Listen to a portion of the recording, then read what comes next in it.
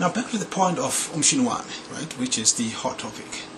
The question of hijacked symbolism doesn't apply there, because the people who invented or composed the song Umshini Wami are the same people who are singing the song today, right? So there's no question of the symbol being hijacked, right? Now that may apply to the Confederate flag, because the Confederate flag was made in 1861. That's about 146 years ago.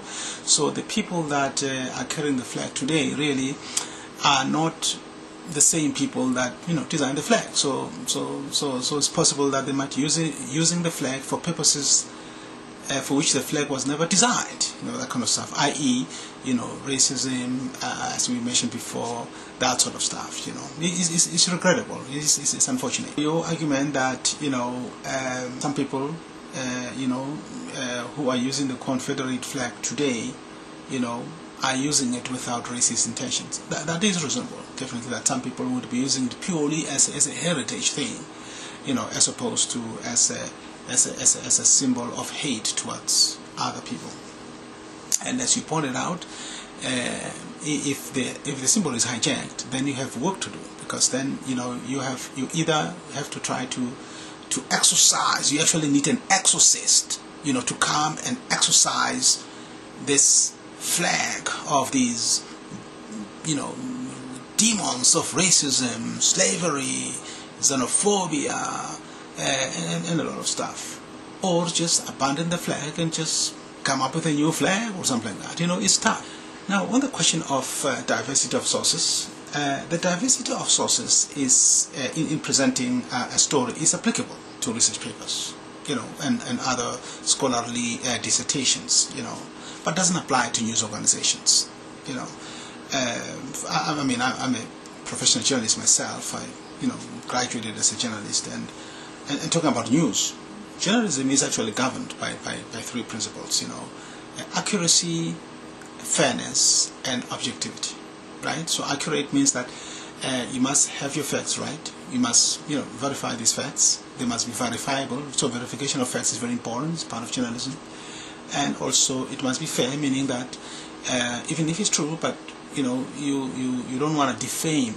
It should not be motivated by malice to defame somebody else. So there should be no malice there. That's where the fairness thing comes in. And also the last part is objectivity. So meaning also that, amongst other things, you should not have a cozy relationship with people that you interview or your sources of news. You should maintain that independence, that arm's length independence, that kind of stuff. So that's why I was pointing out that Time magazine is not as credible as you think it is, because when they go and report news, for example, in the Middle East, if they say that Palestinians are terrorists, they're going to write that and say Palestinians are terrorists, and they're not going to go to the Palestinians and say that are you actually terrorists or something like that. No, that kind of truth is suppressed, and we're not saying that, we're not justifying what extremist groups do or what terrorist groups or anything like that, but just talking about just the whole pursuit of truth. Right? That the journalist must be able to pursue the truth unencumbered, without being restricted. Now, you mentioned the question of moderates. It's important to have moderates. The question of moderates is actually a carryover from the English tradition of divide and rule, right? It is a colonial artifact, the whole question of moderates.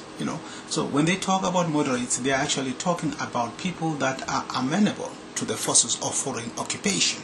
You see, and these are the same people that are regarded as traitors by their own people. So this is really a moot point. There's a lot of hypocrisy. Now, I'm not saying you, but whenever we hear them, George Bush talk about moderates in the Middle East, or Margaret Thatcher talking about moderates in Argentina, that sort of stuff.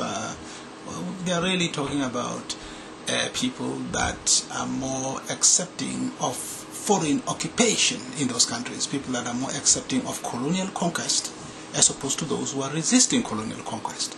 So it's just a moot point. Anyways, and then of course you pointed out that the Confederate flag for some, is not racist. And I think I've already kind of obliquely alluded to that you know, that is reasonable. That some people who believe, i.e., you know, South Carolina or I don't know, or any state, you know, should become independent. You know, that is reasonable. I can understand that. If I was a descendant of the Irish or Scottish in the South, I would be sympathetic with the heritage of the flag. You know, however, the KKK and other, you know, hate mongers have hijacked the flag. So then it means the lovers of the flag have work to do, as you already pointed out. You know, that sort of stuff. I mean, even though I'm mentioning here, you know, the Irish and the Scottish, I mean, there's a lot of English, you know, people there. The Scottish are just, you know, a fraction of the society. But I just happen to mention them because, you know, the symbolism of the flag is kind of more appealing to those two groups. Now, the credibility must be atomic, i.e., the tree is objective and therefore credible. You don't need many trees to establish the objectivity of a tree, right? Just one tree is credible as a tree. It is okay to gather more trees, but it would be an overkill, right? What I'm saying is that if there's no truth at an atomic level, then a variety of sources is not going to lend more credibility because there is no fundamental truth. On the other hand, if you have a fundamental truth and adding a variety of sources, you are merely buttressing what is already a fundamentally true case. You know, so a case in point is the reasons advanced by Mr. Bush for going to war in Iraq. Despite a variety of sources, spokespersons, experts, etc., he didn't lend the credibility he needed because there was no fundamental truth at an atomic level. You know, so it's very crucial to have to understand the concept of atomic truth. You know, you say that low threshold of credibility is healthy. Well, you know, so the argument of saying that low threshold of credibility is healthy is really invalid. You know, I mean, you need a concrete level of credibility to be credible. Moreover, credibility is also influenced by perception, so you even have to work harder to be credible. So being kind of credible will not cut it, you know. So you really need a high threshold of credibility.